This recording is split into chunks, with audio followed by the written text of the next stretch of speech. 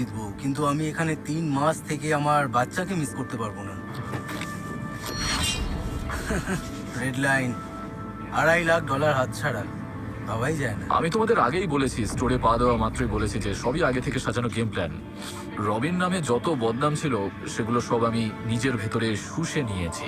আমি একদম বদলে গিয়েছি, অন্য মানুষ হয়ে গেছি। তাই সেই হিসেবে বললে তো এখন আসি।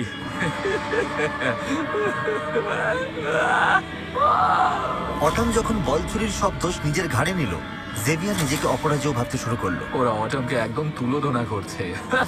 বিষয়টা এমন নয় যে অটম মিথ্যে বলছে বলে ওরা ঘৃণা করছে ওকে।